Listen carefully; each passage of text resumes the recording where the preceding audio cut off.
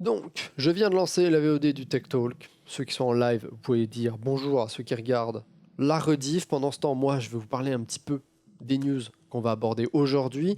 Je vais faire une brève, très brève introduction en parlant des chipsets A et non A pour Turing. Comme quoi, en gros, Nvidia vend deux chipsets différents pour chaque GPU Turing. Et vous expliquer c'est quoi la différence, etc. etc. Parce que j'ai eu des questions sur ça dans le chat et je me suis dit que ça pouvait intéresser plus de gens. Ensuite, on va parler d'une nouvelle Radeon RX 580 et 590 qui ont vu le jour, ou plutôt qui vont voir le jour. On va parler vite fait de Zen 2. On a eu un premier hint, un premier aperçu des potentielles performances de la seconde architecture de Zen, donc ce qui va être les Ryzen 3000. Ensuite, on va parler de la nouvelle génération des processeurs Intel, notamment avec l'i5 9600K, dont on a eu des premiers leaks au niveau des benchmarks. Le 9900K, on va parler un petit peu de ses performances et tout. On va ensuite parler sur les perfs de la RTX 2070 qui est sortie le 17 octobre, donc c'était cette semaine. Vous montrer un petit peu c'est quoi les perfs de cette nouvelle carte, de cette nouvelle RTX. Et ensuite, on va parler d'un premier aussi aperçu de l'impact potentiel du ray tracing sur les performances dans les jeux vidéo. Donc on a un premier pseudo-article, pseudo-test, on a plutôt deux trucs, où le ray tracing est activé et on peut voir l'impact sur les performances. Elle est où la VOD de l'ancien Tech Talk? Elle est dans les abysses des suppressions et des corruptions de fichiers vidéo. Voilà, donc elle n'existe pas. Donc, alors, commençons. Laissez-moi penser, danser en liberté, blabla, ceux qui ont la référence, je vous salue. Alors, pour trouver un truc qui fit ça, par contre, ça va être l'enfer. Ouais, c'est l'enfer. Ouais, on va dire que c'est bon, il manque les 3/4 du texte, mais c'est pas grave. Donc, pour ceux qui ne sont pas au courant, j'ai eu des questions sur quelle était la différence entre les différents chipsets de chez Turing, de l'architecture Turing. C'est-à-dire que une GTX, une RTX 2080 Ti, 2080, 2070, derrière, il y a des noms de code. C'est-à-dire que le chipset, ça va être Turing 102, Turing 104. Donc généralement, c'est marqué TU 104, TU 102, etc., etc. Donc par exemple, la GeForce RTX 2080 Ti, c'est du Turing 102. Là, 2000, je pense, 70, c'est du TU 104. La 2080, c'est aussi du TU 102. Il se trouve que Nvidia, pour chaque petit chipset qu'ils vendent, pour chaque die, pour chaque puce graphique qu'ils vendent à leurs partenaires, donc à MSI, Asus, Gigabyte, Zotac, etc., il y a deux versions pour chaque chipset. Il y a un TU 102A et un TU 102 standard. Donc le nom de code exact, par exemple, ça va être TU 102 300, TU 102 300A. Et en gros, le A signifie que ce chipset a un OC, a un kit d'OC. Voilà. C'est-à-dire que quand Nvidia vend un chipset TU 102 300 avec le A, ça veut dire que MSI, Asus, machin, peuvent faire un overclock d'usine. C'est-à-dire ils ont le droit avec ce chipset de booster la carte et de l'overclocker de base et de vendre une carte overclockée au consommateur. Quand ils ont un chipset non labellé avec le A, donc le TU 102 300 tout court, MSI, Asus n'ont pas le droit d'overclocker le chipset dans leur usine et ils doivent faire une carte non overclockée. Donc Nvidia, du coup, vend ces deux chipsets, ces deux variantes pour chaque chipset à leur partenaire et ils facturent la version qui peut être overclockée, donc la version A, ils la vendent un petit peu plus cher. Voilà, forcément.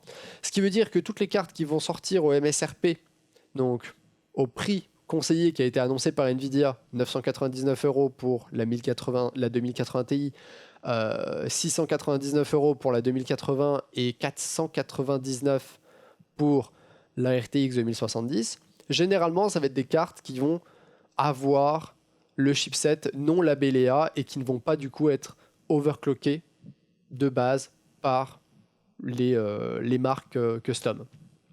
Ça va être des cartes qui vont être du coup non overclockées d'usine. C'est pour ça qu'en fait il y a une petite différence au niveau de l'appellation des chipsets et qu'il y a deux variantes pour chaque chipset. Une variante où Nvidia permet l'overclockage d'usine et une variante où Nvidia ne permet pas l'overclockage d'usine. Et forcément, celle qui peut être overclockée d'usine est un petit peu plus chère et est vendue un petit peu plus cher par Nvidia aux marques tierces. Voilà. C'était pour vous expliquer la différence entre les différentes RTX et les différents chipsets RTX. J'espère que vous avez compris. Sinon, je vous mettrai le lien de l'article bien évidemment, dans la description de la vidéo.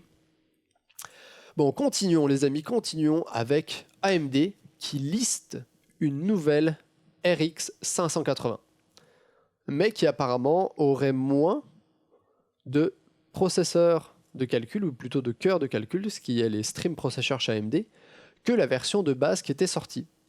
Ça serait une version un petit peu revue à la baisse de la RX 580, ça serait une petite variante un petit peu moins puissante, dans laquelle il y aurait par exemple que 32 unités de calcul à la place de 36.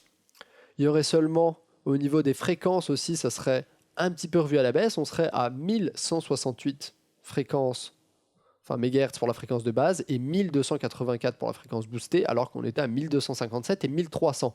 Donc quasiment 80 MHz de différence en moins sur cette nouvelle variante de la RX 580.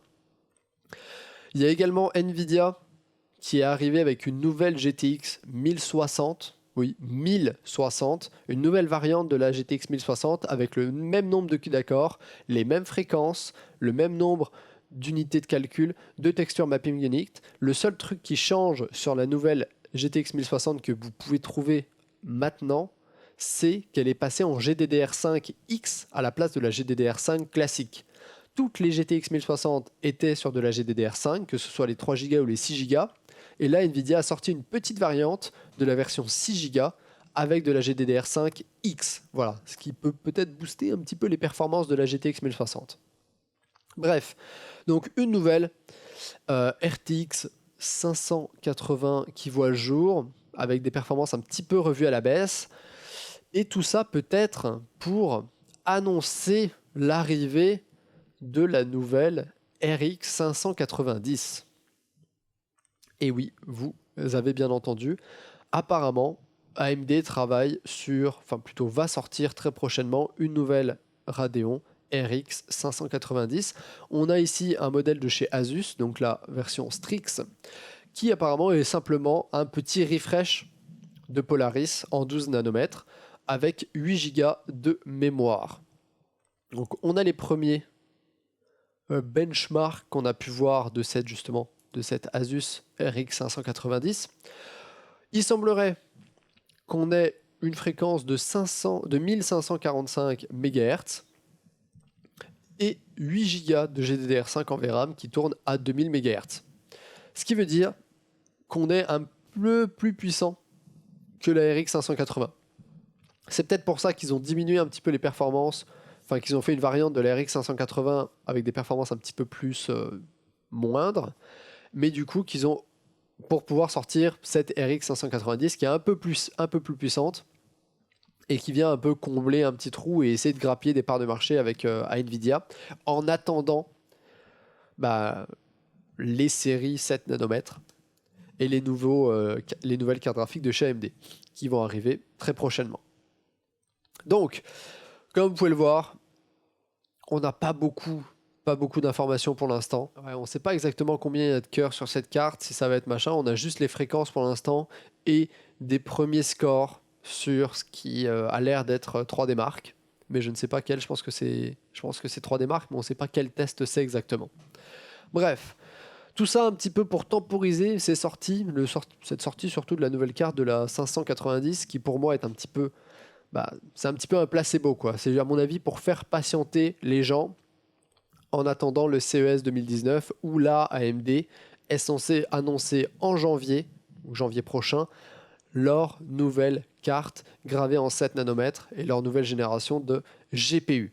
Donc, et également c'est aussi au CES qui sont censés annoncer la nouvelle architecture Ryzen, donc Zen 2 pour les Ryzen 3000.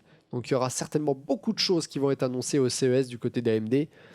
Nouveaux processeurs gravés en 7 nanomètres, nouvelles cartes graphiques gravées en 7 nanomètres, etc., etc.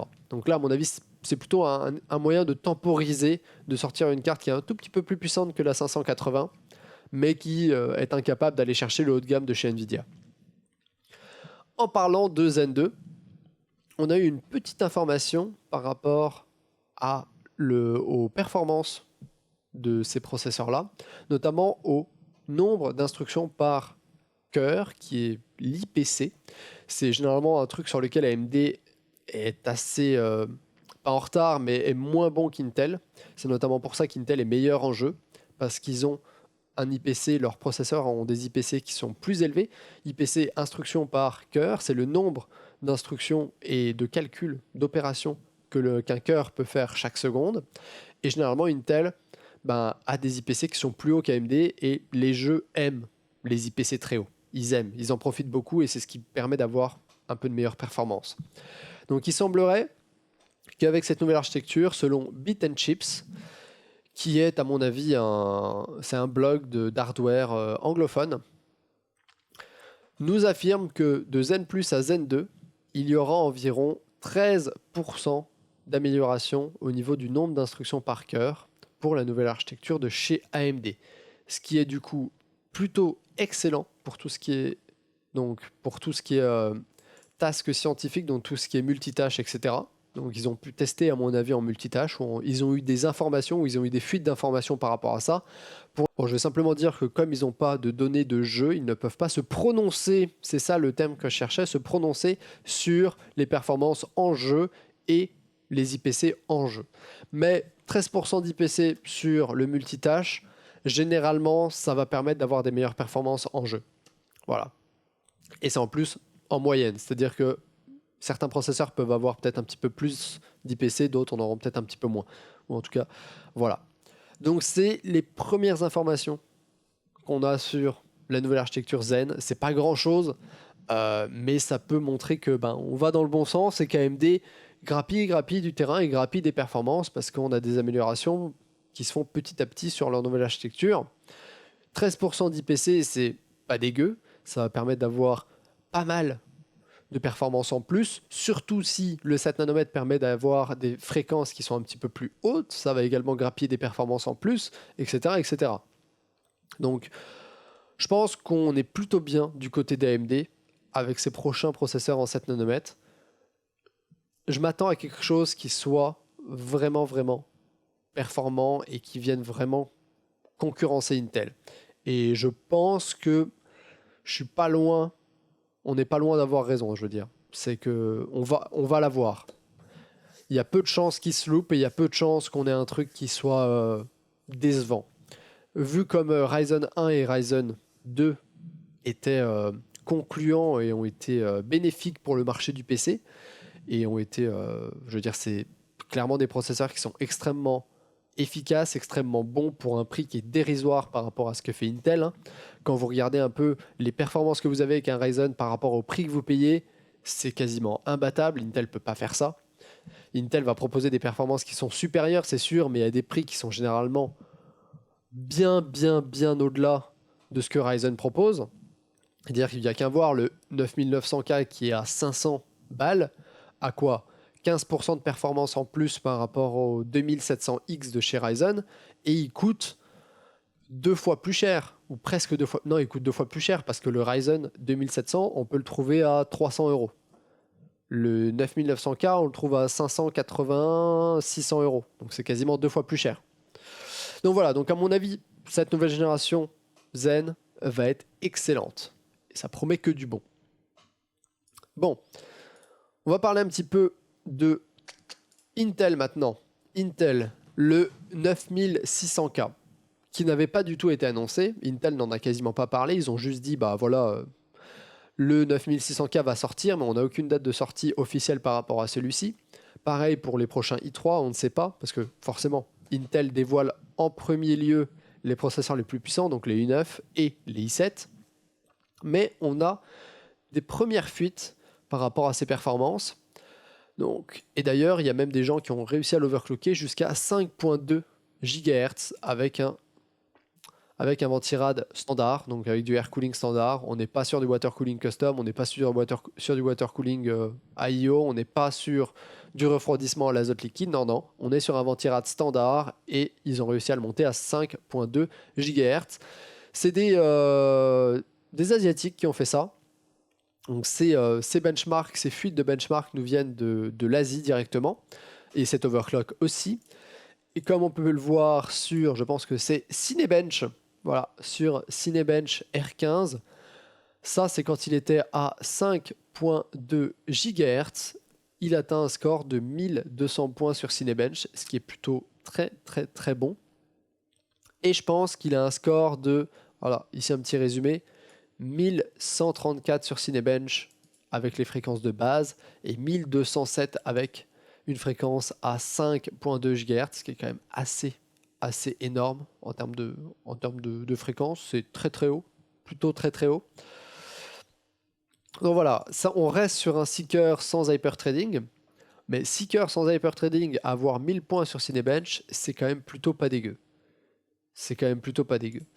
Je sais pas si j'ai une petite comparaison avec le 8600, histoire de voir combien le 8600 avait. Je ne pense pas qu'il le mentionne. Blablabla. Bla, bla, bla. Ah, 1038. Ok. Je m'attendais à une plus grande différence. Là, on est à 1034, ce qui veut dire que ça serait à peu près les mêmes performances que le 8600K. Ça reste à voir, mais c'est fortement possible. Mais je m'attendais à avoir quand même des performances en plus. Je m'attendais à être plus aux alentours d'avoir 100 points en plus, quelque chose comme ça. Bon, par contre, si s'overclock à 5.2 facilement, c'est pas mal. Mais bon, reste à voir au final ce que ça va donner. Si les performances sont similaires entre le 9600K et le 8600K, c'est un petit peu décevant. Voilà, je vous avouerai. Donc, on va parler du i9 9900K qui est sorti. Beaucoup de reviews sont sorties sur ce processeur-là, beaucoup de benchmarks, etc. On va voir ce que ça donne. WCCF Tech a fait un article complet sur les performances du nouveau fer de lance de chez Intel. Donc un processeur avec 8 cœurs, 16 fils de calcul, donc avec hyperthreading, qui monte jusqu'à 5 GHz en fréquence boost et qui coûte 600 balles. Voilà. Il y a beaucoup de vidéos qui sont sorties également. Linus Tech Tips a fait une vidéo là-dessus, je pense. Oh, peut-être pas. Bitwit a fait une vidéo là-dessus. Jace2Cent a fait une vidéo là-dessus. Hardware Canucks a fait une vidéo là-dessus. Paul's Hardware a fait une vidéo là-dessus. Beaucoup de youtubeurs américains d'hardware ont fait des vidéos et des tests sur ce processeur-là. Je vous invite à aller les voir. Elles sont généralement très complètes. Donc, voilà. On en est là sur donc, du Coffee Lake Refresh gravé en 14 nanomètres, un processeur avec 8 cœurs qui supporte la DDR4 jusqu'à 2666 MHz pour le contrôleur mémoire du processeur. Mais vous inquiétez pas, les cartes mères ont des contrôleurs mémoire qui montent bien plus haut, blablabla, on a plein de choses, etc. etc. C'est compatible avec l'ancien chipset Z370 et ça sort aussi avec un nouveau chipset, le Z390. Voilà. Donc, ça c'est une image du socket, on s'en fout un peu. Hein. Les VSS, où c'est marqué VSS, c'est ce qui est relié au sol. Ce qui est marqué VCC, c'est ce qui est relié au plus. Et le RSDV, je sais plus ce que c'est. Bref, on s'en fout un peu. Voyons voir plutôt les performances. C'est ça qui nous intéresse. On va voir un petit peu les performances. Vous ne pouvez pas lire, c'est parfait, je suis là pour ça. Vous pouvez voir ici qu'on a notre petit i9 9900K sur deux cartes mères différentes qui ont un score sur 3D Mark d'environ 10 932. C'est couplé, je pense, avec... Je vais voir avec quoi c'est couplé, bougez pas. Test setup, on va aller voir avec quoi c'est couplé. C'est couplé avec une GTX 1080 Ti. Voilà. Couplé avec une GTX 1080 Ti, tout ce qu'il y a de plus classique. Donc, ils ont également tester et essayer d'overclocker le i9 9900K. On va pas prendre en compte les performances avec l'i9 overclocké parce que C'est pas forcément tout le monde qui va overclocker son processeur. On va juste s'en tenir aux performances avec le processeur de base et les fréquences de base. Comme vous pouvez le voir, par exemple, sur ce benchmark de TimeSpy qui mesure les performances du CPU, on est quasiment à 2000 points de plus que le Ryzen 7 2700X qui est celui-là. Et on est à 2000-3000 points de plus que le 8700K. Normal, on a 2 cœurs en plus et 4 fils de calcul en plus avec l'hyperthreading. Merci à... alors attendez que j'aille voir. Donc, revenons à nos performances de notre petit i9 9900K. Donc, sur Fire Strike standard, pareil, on est pas mal plus puissant que le 2700X sur ce qui est la mesure de performance du CPU. On est pas mal plus puissant que le 8700K également. On va regarder des jeux plutôt. Cinebench R15, vite fait, un petit Cinebench. Performance single core, on est sur du 211 pour le i9 9900K. On est sur du 168, donc quasiment 40% de performance en plus pour le 9900K par rapport au 2700 et 2700X. 30 points de plus, 40 points de plus. Et du coup, en multicœur, on est bien plus haut également. Hein. On monte bien plus haut. Bien plus haut. 100 points de plus, mais 100 points de plus sur Cinebench, ça fait pas mal une différence. Handbrake, on s'en fout. Ça, on s'en fout. Bon, tout ça, on s'en fout. Bon, c'est des benchmarks, on va dire, classiques. Faire des tests sur WinRAR, sur SuperPy, sur PC Mark X, sur Handbrake de conversion, etc. De rendu. On va aller voir un petit peu au niveau des jeux. Qu'est-ce que ça rend en jeu? Eh bien, en jeu, pas de surprise encore une fois. Le 9900K est le plus puissant des processeurs pour le jeu à l'heure actuelle. On va avoir 4-5 FPS en plus par rapport à du Ryzen, dépendamment des pros de chez Ryzen. Également 4-5 FPS en plus par rapport au 8700K. Bon, le Ryzen 7 est un petit peu plus bas, j'avouerai. 74-85, on est plus sur les 10 FPS, mais ça reste environ entre 10 et 15% de perf en plus sur le i9 9900K par rapport au Ryzen 7 2700 et environ 5 à 10% par rapport au 8700K. Donc vous pouvez le voir, 82 FPS sur Battlefield 1, 81 pour le 8700K, 73 pour le 2700 de chez Ryzen. Donc par rapport au 8700K, les perfs en plus sont très légères. Ça va jouer souvent à quelques FPS. Par rapport à Ryzen, c'est sûr qu'on est sur plus souvent sur du 10-12 FPS. Voilà. Mais ça ne fait pas de Ryzen des mauvais processeurs pour le jeu. Surtout pour le prix qu'on les paye. Mais cette tendance se répète sur tous les jeux. Hein. Je vais pas vous faire un dessin. C'est pareil partout. Voilà. Après, c'est un processeur qui coûte 600 balles, donc qui est extrêmement cher. Si vous voulez vraiment avoir les meilleures performances en jeu, je vous dirais plutôt de partir sur un 8700K ou le 9700K, qui est grosso modo quasiment les mêmes perfs que le 8700K, et qui vont coûter bien moins cher que le 9900, quoi. Ils vont être à 350-380 euros. Voilà. C'est quand même 200 euros de moins que le 9900K. Voilà. On va parler ensuite des petites RTX 2070. Les tests des 2070 sont sortis. Beaucoup de gens ont sorti des tests. Pareil, beaucoup de vidéos qui testent ces cartes. Merci à Rémi Geff, du coup, qui sponsorise la chaîne. Merci à toi. Ça fait très très plaisir. Donc les petits tests des RTX 2070 sont sortis, Hardware Canucks, Bitwit, Linus Tech Tips, etc. Beaucoup de vidéos sur ces tests-là, enfin sur ces cartes-là. Également beaucoup d'articles, AnandTech, Guru 3D, HardOCP, TechSpot, Thumbs Hardware. On va regarder un premier test de chez Guru 3D et je vais essayer de trouver, encore une fois, un truc qui fit. Alors, non. Ouaf, on va prendre celui-là. C'est pas si mal. Donc, ils ont testé une GTX, je vais toujours dire GTX, ça m'énerve, une RTX 2070 de chez MSI, la Armor, en édition 8 Go. Voilà, 8 Go de GDDR6. Donc, allons directement voir les performances, c'est ce qui nous intéresse. Bon, c'est du Turing, bien évidemment, architecture Turing, il y a des Tensor Core, il y a des RT Core, c'est un TU 106, je vais essayer de vous montrer un petit peu à quoi ça ressemble. Voilà, ça c'est une image du chipset. On a 2300 CUDA core, donc c'est ce qui va calculer les shaders, etc. On a des fréquences de 1400 de base MHz et 1600 MHz en boost, 8 Go de GDDR6. On a 36 RT Core, donc RT Core, et 288 Tensor Core. Donc on a environ la moitié, à peu près des Tensor Core, pas tout à fait, et un peu plus que la moitié des RT Core, donc des cores pour le ray tracing. Voilà. C'est pour ça qu'on est à 6 GHz par seconde en performance pour le ray tracing. Whatever ce que ça veut dire, alors qu'on est à 10 sur la 2080 Ti. Voilà. Voilà.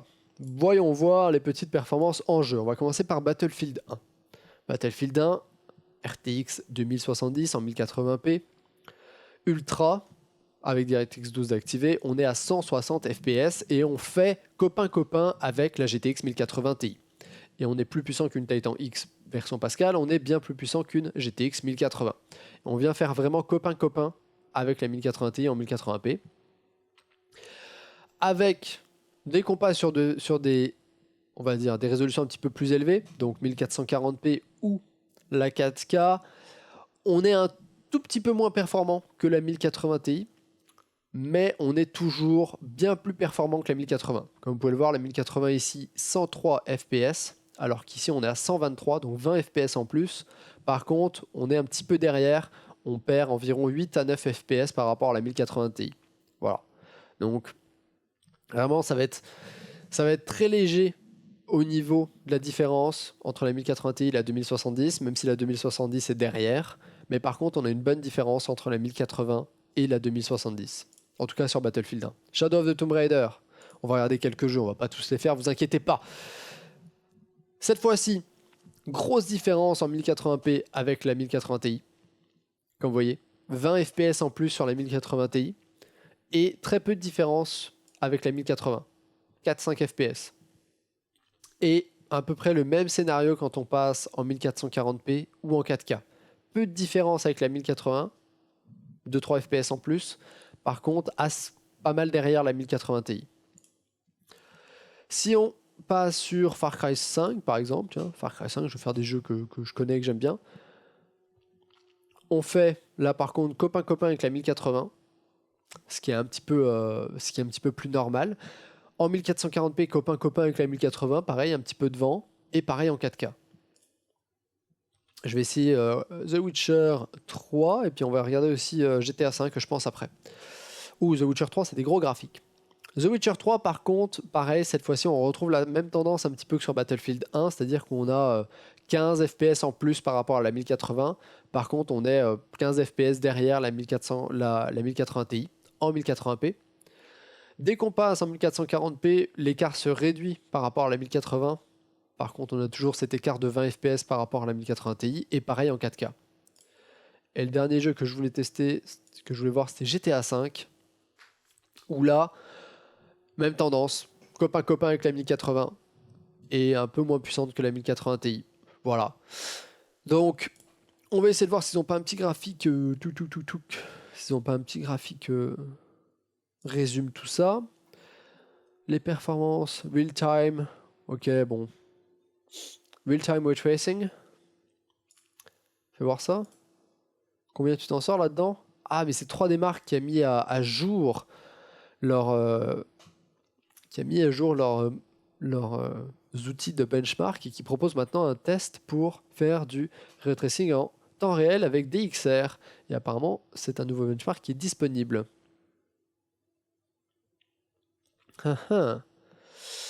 Intéressant.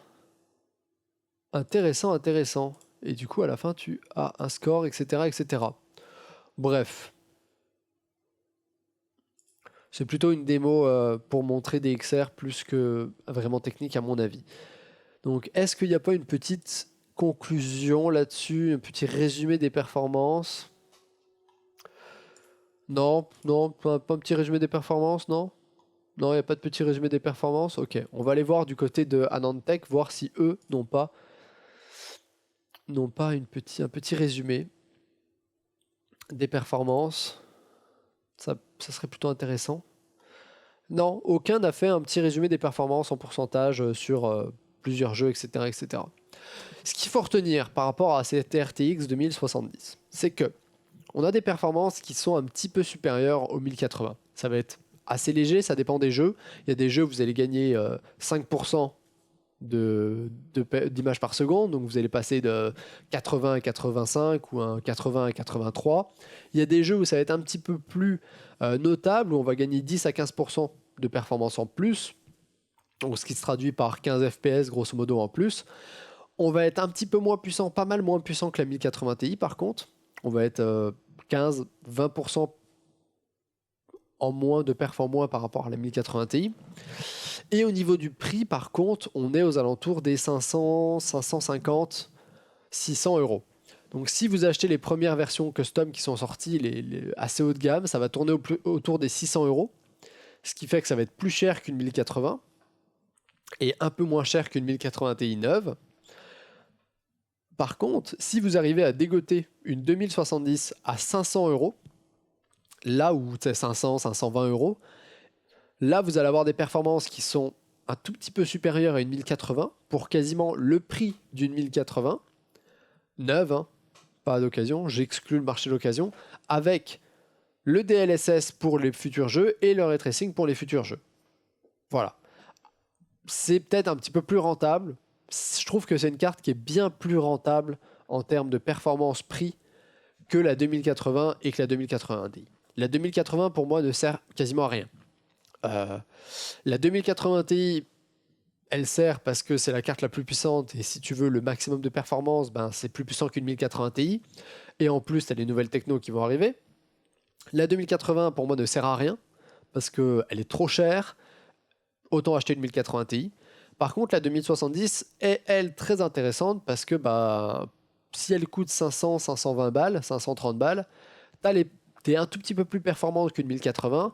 Et en plus, tu as les nouvelles technos de chez Nvidia qui vont arriver et qui sont supportées. Donc voilà. Voilà. La dernière news, ça concerne le ray tracing et les performances concernant le ray tracing. Il y a beaucoup de gens qui m'ont envoyé une shitstorm sur ma vidéo sur la RTX 2080 Ti parce que je parlais du ray tracing, je disais que le ray tracing allait arriver, je disais que c'était la meilleure carte du moment, etc. Et ils me disaient, ouais, mais avec le ray tracing, ta carte, de toute façon, elle fait même pas du 1080p 60 fps.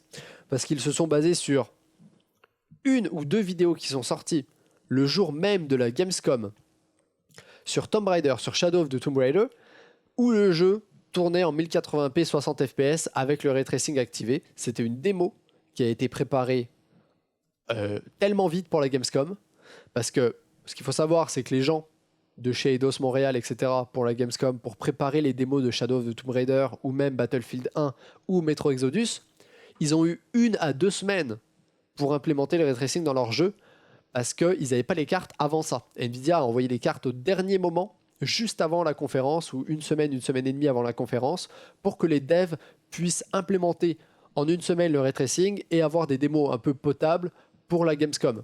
Ce qui veut dire que ton ray tracing, je pense qu'il est implémenté n'importe comment, et je pense qu'au niveau optimisation, c'était pas du tout ça. Déjà, il y a ce premier point. C'est pour ça que ça tournait en 1080p 60 fps à mon avis, et que les développeurs ont dit on va viser 1080p 60 fps avec le ray tracing, parce que bah, ils connaissaient. Tu connais mal la techno. Tu peux pas te prononcer et faire des pronostics fiables et justes quand ça fait une semaine que tu bosses avec une nouvelle techno et que t'as genre juste un peu genre écorché la surface de la techno, quoi. T'as genre gratté un petit peu sur la surface, t'as vu des trucs qui étaient cool, mais t'as aucune idée de tout ce que tu peux faire avec, de tout ce qui est possible, etc. Donc La vidéo qui était sortie ou les vidéos qui étaient sorties de gameplay de Shadow of the Tomb Raider, c'est sûr, ça tourne en 1080p, 60 fps, c'était pas la folie. Voilà. Là, je pense que le ray tracing met du temps à sortir parce qu'ils essayent d'optimiser ça du mieux qu'ils peuvent pour l'instant pour que ça ait un moins grand impact sur les performances. Mais voilà, ça veut pas dire que tous les jeux vont tourner, que dès que tu vas activer le ray tracing, ton jeu va pas arriver à tourner en 1080p 60 fps. Ça veut pas forcément dire ça. Notamment, la semaine dernière, il y avait 7 news. 7 news ici, là.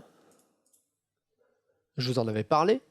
Qui était le jeu Enlisted, fait par Gaijin, qui montrait comment ils avaient implémenté NVIDIA RTX via l'API Vulkan et comment ils allaient l'utiliser dans leur shooter MMO qui allait sortir en 2019. Donc il y avait des démos, etc.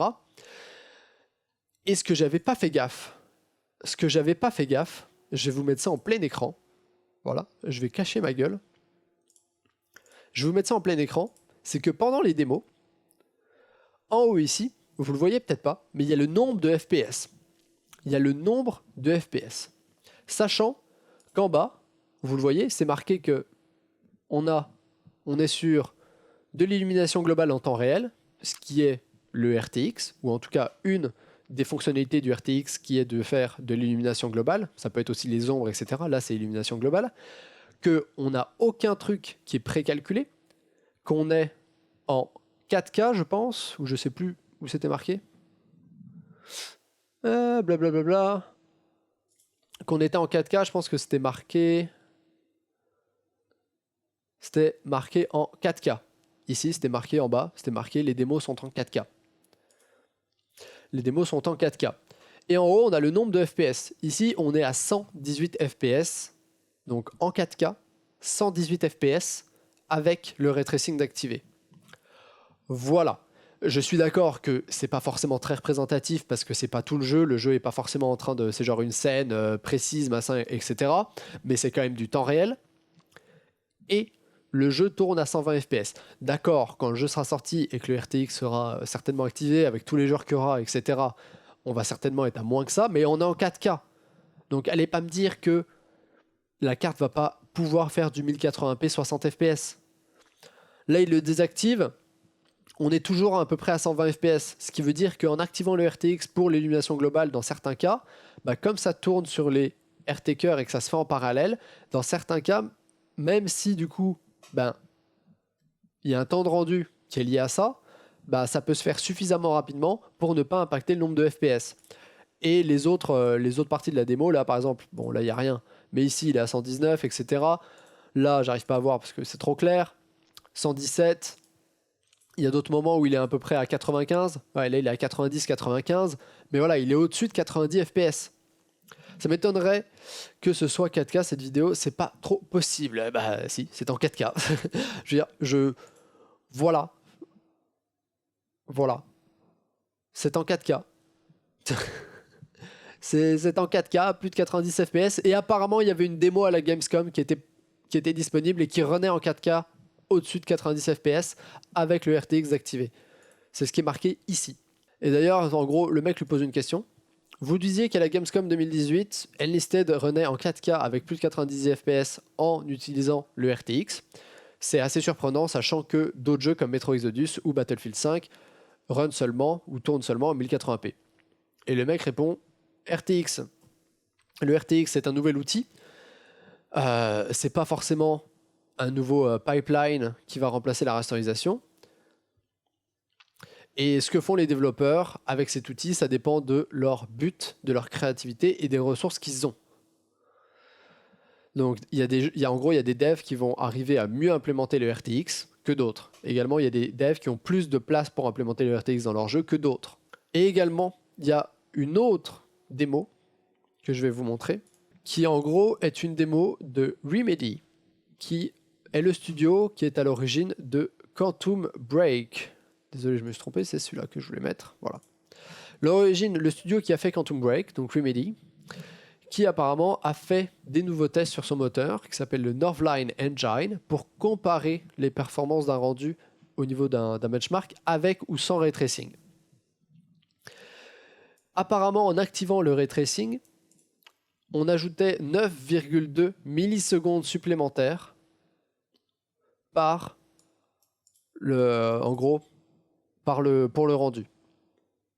Ce qui veut dire que on atteignait un maximum théorique de 108 images par seconde. C'était sur une 2080 Ti avec une définition en Full HD. Voilà. Donc, apparemment, les 9,2 millisecondes qu'ils ajoutent avec le ray tracing, c'est 2,3 millisecondes pour les ombres, 4,4 pour les réflexions et 2,5 pour le débruitage. Ce qui veut dire que là, ils font les ombres et les réflexions. Ce qui veut dire que tous les jeux ne vont pas forcément implémenter tout. Là, il y a ombre, réflexion qui sont implémentées, puis après on a le débruitage qui se fait quasiment sur tous. Mais par exemple, s'il n'y a que les ombres, on découpe déjà ces 9,2 millisecondes en deux. On n'est que sur 2,3 plus 2,5 et tu doubles par 2 le nombre d'images théoriques sur lesquelles que tu peux avoir. Donc, et déjà, c'était juste pour dire que rien qu'être à 108 images par seconde théorique, c'est plus que les 60 images par seconde qu'on a pu voir sur Shadow of the Tomb Raider. Puis ça, c'est la scène apparemment qu'ils ont utilisée. Ils auraient dû attendre au moins l'année prochaine pour sortir la RTX en 7 nanomètres et proposer des perfs bien plus intéressantes par rapport au GPU Pascal.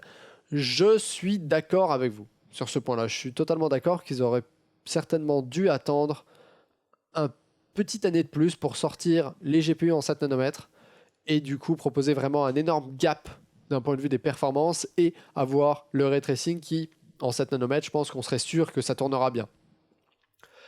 Voilà. Je ne sais pas pourquoi ils ont sorti ces cartes. J'ai vu une théorie comme quoi Nvidia a sorti les RTX 2080 Ti pour que les gens achètent la série 10. Parce qu'en gros, Nvidia avait pas besoin de sortir la série 2000. Parce que AMD était pas du tout sur le marché. AMD ne peut même pas concurrencer la 1080, la 1070 ou la 1080 Ti. Donc, il n'y a aucun intérêt pour Nvidia de sortir des nouvelles cartes, de sortir les séries 2000. Ça, c'est un petit peu. J'ai vu ça quelque part, j'ai trouvé que cette théorie était intéressante. Donc, il n'y avait aucun intérêt pour Nvidia de sortir les séries 2000 parce que ils n'avaient rien à gagner, ils n'avaient pas de part de marché à reprendre, de concurrence à faire à AMD qui aurait sorti des cartes qui concurrençaient la série 10. Non, ils n'avaient rien. Rien n'était en travers de leur chemin.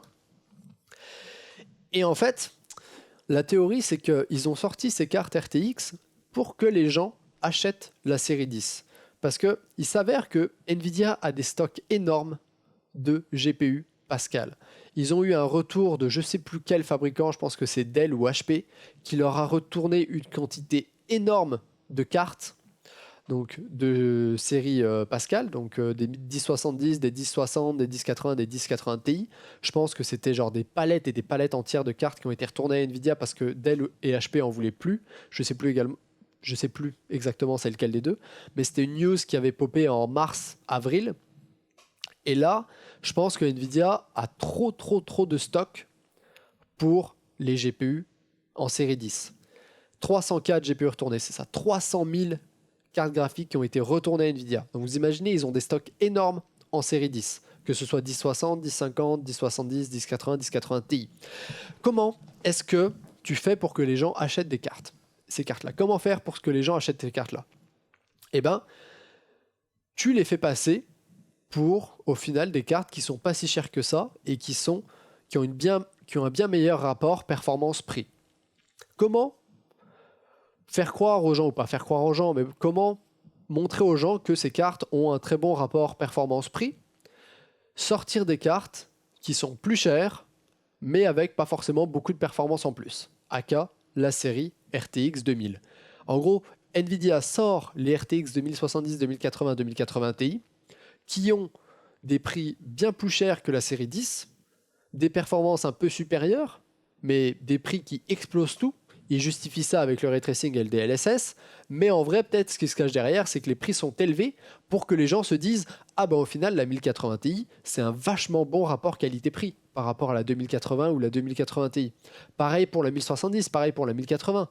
Ce qui fait que les gens vont être là. Ah ouais, non, mais la 2080 Ti, c'est bien trop cher par rapport aux performances qu'elle apporte. La 2080, pareil, elle sert à rien. Donc autant acheter une 1080 Ti, une 1080 ou une 1070. Et c'est comme ça que les gens achètent plus de GPU série 10 que les nouveaux GPU série 2000 et les nouvelles RTX. Et comme ça, Nvidia écoule ses stocks de GPU 1060, 1070, 1080, 1080 Ti. Voilà, ça peut être une théorie comme une autre. Ça peut être une raison qui peut être tout à fait valable. Voilà.